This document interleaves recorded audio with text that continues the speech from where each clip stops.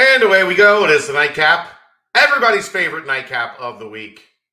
Right here on BearcatsJournal.com. Presented to you, as always, by our good friends at Galactic Fried Chicken. Visit www.galacticfriedchicken.com.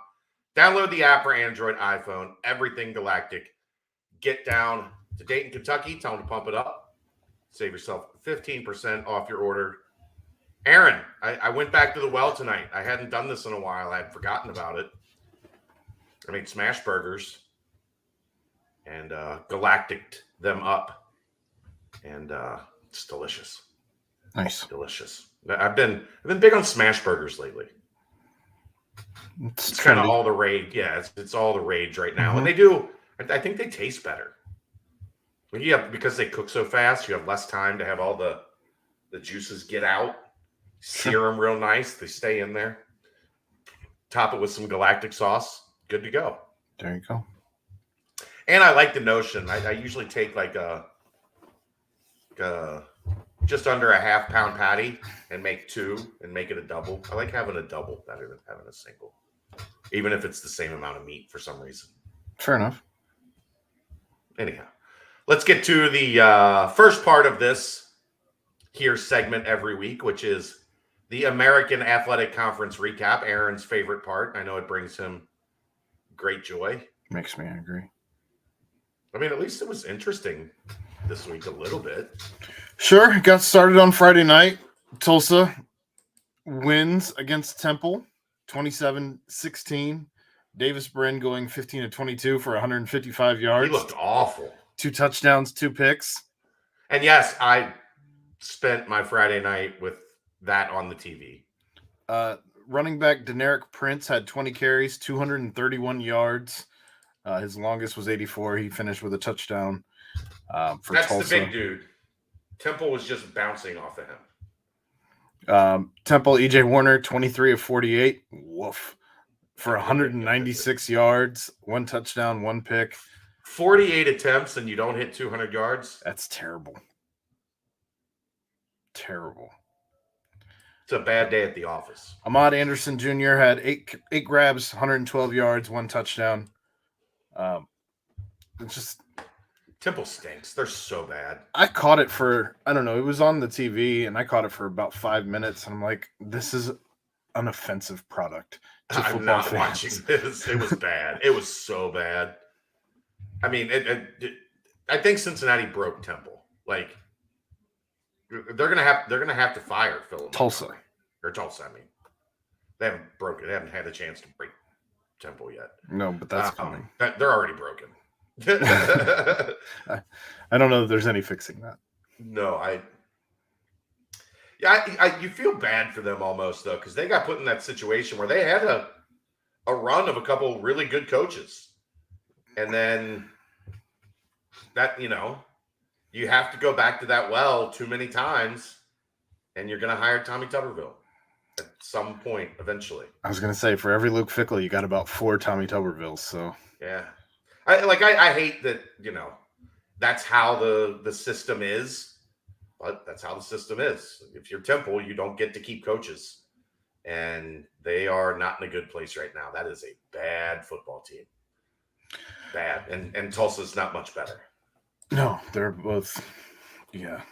Like I said, it was an offensive product of football. It was not good. Houston, 38-20 over Navy. This one, Clayton Tune, 21 of 30, 261, 5 touchdowns. Houston is technically not dead. No, they're 4-3. Well, more importantly, in terms of getting into the conference championship game, they're 2-1 in the conference. So, and they have the easiest schedule the rest of the way. So they are, especially with what I would assume is the next result we're going to talk about, or the last result we're going to talk about, one of the two. That very much opened the door, because they don't play UCF, they don't play Cincinnati. They do play Tulane. But that creates an opportunity for them to hang around and still end up in that conference championship game. Well, if Tulane wants to be taken seriously, they have to win some serious games. So No, they lost to Tulane. That's right. They lost a couple weeks back to Tulane in overtime. well, then there it is. 27-24. I'm sure So we talked about it here. They've got South Florida, SMU, Temple, ECU, and Tulsa the rest of the way. I mean, I guess that potentially they could lose to at SMU or at East Carolina. Both of those games are on the road. But they're still alive, technically. Well, Tulane, as we were talking about them, they win at home against Memphis, 38-28. Really strange game. Seth Hannigan, 26-41 for 312 yards, 3 touchdowns, 2 picks for Memphis. On the other side of the ball, though, Michael Pratt, 20 of 29, 158 yards, 1 touchdown. And Tyjae Spears, he had 24 carries for 125 yards and a touchdown. Outside of that, nobody receiving, again, with 158 yards, nobody receiving had more than 37 yards. That was the leader of the pack. So Tulane was up 38 or 35 to nothing at halftime. And Memphis won the second half 28-3, but just didn't have enough gas in the tank to get back over the hump. I mean, that was the first half was super impressive from Tulane. Sure. And then they kind of put it in cruise control, and Memphis, and they adequately accurately realized like they can't catch us, but they did put it in cruise control, and it got a little shaky down towards the end that Memphis might be able to at least try to pull even. But they get the job done. Based on whatever happens this weekend, like you could be setting up for another final regular season game turns into also conference championship game situation in the American Conference, which we've seen in the past. Fascinating to me that they scored 38 points and their quarterback only had 158 yards. Yeah, they ran the ball. I mean, a lot even of short then, fields. Yeah. Even that 186 yards rushing. So a lot of short fields in that first half. Memphis imploded in the first half. They were terrible. You had 344 yards total, I believe. Yeah, and you scored 38 points. It's odd. Thank you, Memphis. And the last game outside of SMU Cincinnati, as we already know the results on that, and I'm sure we'll have plenty to talk about there on tomorrow night. But ECU beat the brakes off of UCF at home. Greenville's weird, 34-13. John Rice Plumlee, 25 of 37 for 296 yards, no touchdowns, 3 picks. He didn't do much on the ground either, 14 carries, 38 yards. Isaiah Bowser, again, not much going on there, 11 carries, 63 yards, did have a touchdown. On the other side of the ball, though, Holton Ahlers, 30 of 36, 311 yards, 1 touchdown. Keaton Mitchell, 16 carries, 105 yards, 2 touchdowns. And CJ Johnson had 11 catches for 140 yards and a touchdown. It was the ECU UC game in Greenville from 2018 or 19, the Sauce interception that sealed it game. Mm-hmm. Holton Ahlers has one of these a year. It's why going into every season, everybody's like, Holton Ahlers, if he puts it all together, can be a big-time quarterback.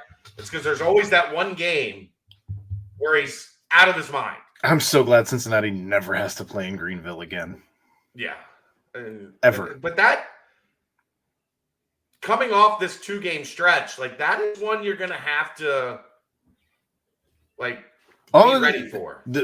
I don't think you can take – we've seen schools play a little out of their mind against Cincinnati this year. Look at South Florida. So I think we're going to continue to see haymakers thrown from every school in the conference as Cincinnati finishes up this season and gets the hell out of this conference. Really interesting, though. They're at BYU on Friday.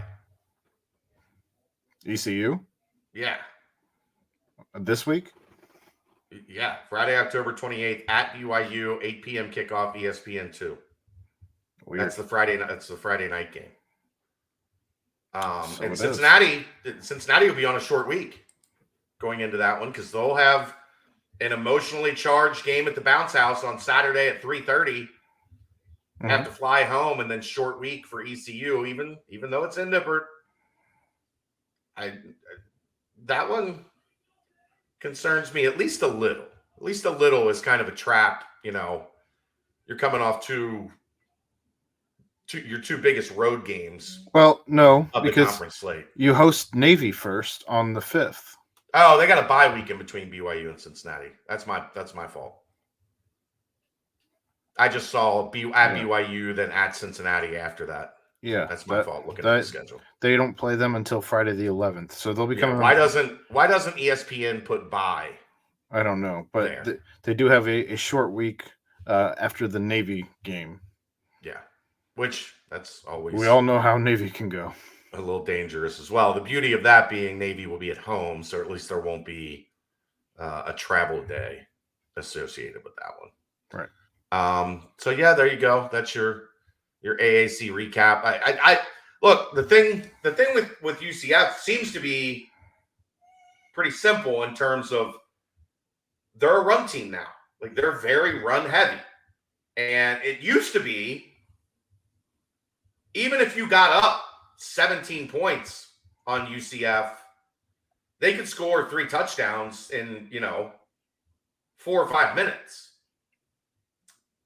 But if you can get up on them like ECU got up on them and play from ahead, they're just not the same, weapon that they used to be because Plumlee just can't push the ball down the field. And the more he pushes the ball down the field, the more likely he is to throw it to one of your guys. And that should be the only conference game they get a fair shake in from the officials this year because both teams are leaving.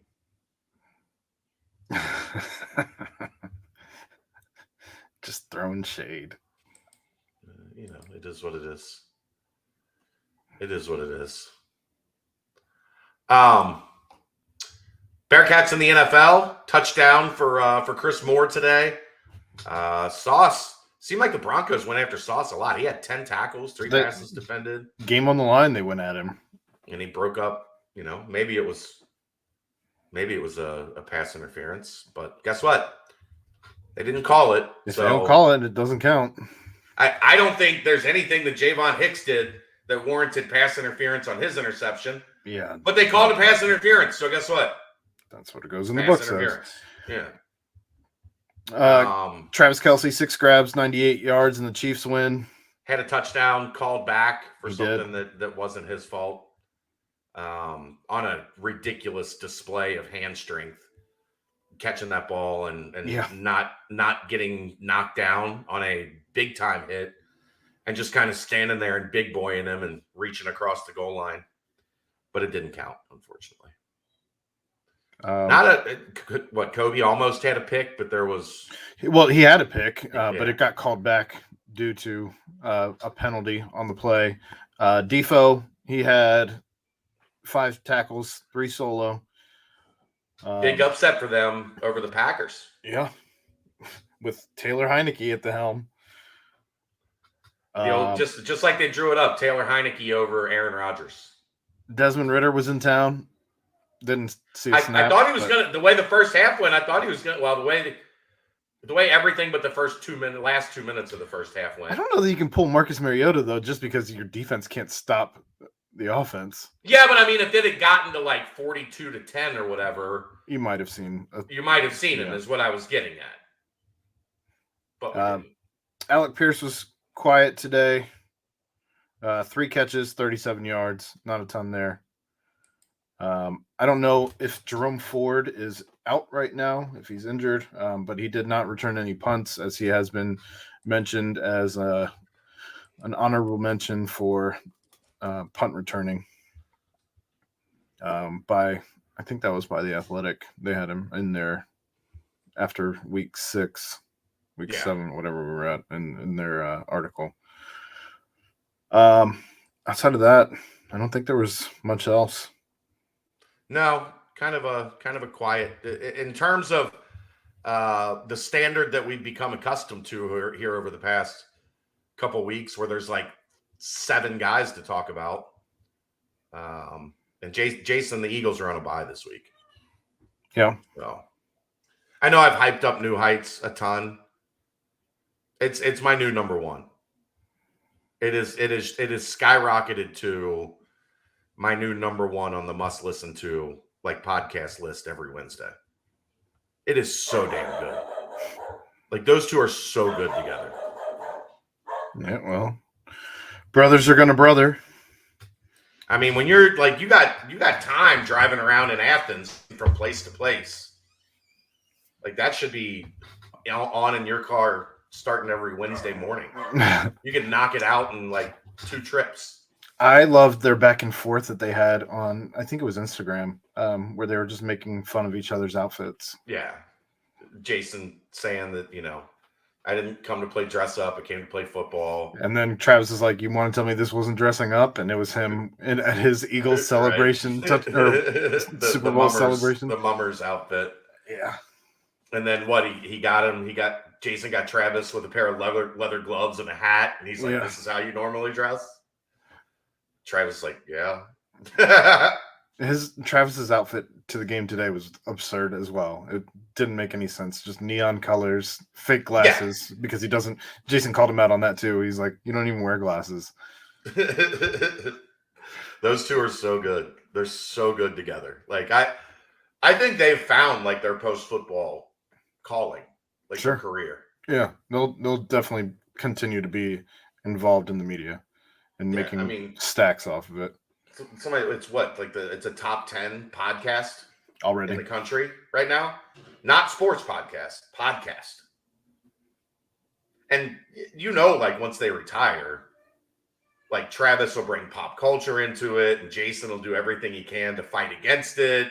And like it's there's so many potential possibilities for where that could go. Yep. And they're gonna make millions podcasting. City boy versus the country boy. Yeah. Well, it's hockey player versus basketball player. That's always that's always defined them for me. Like, how do you explain the polar opposite like spectrums that they're on? And it's Jason grew up playing hockey and Travis grew up playing basketball. Makes sense. And that's their personalities to an absolute T. They just happen to be Hall of Fame football players also. But all right, buddy. I know you're tired. Go get some sleep. We'll get back at it tomorrow. He's Aaron Smith. I'm Chad Brendel. This is the Nightcap, brought to you by Galactic Fried Chicken, right here on BearcatJournal.com. See ya!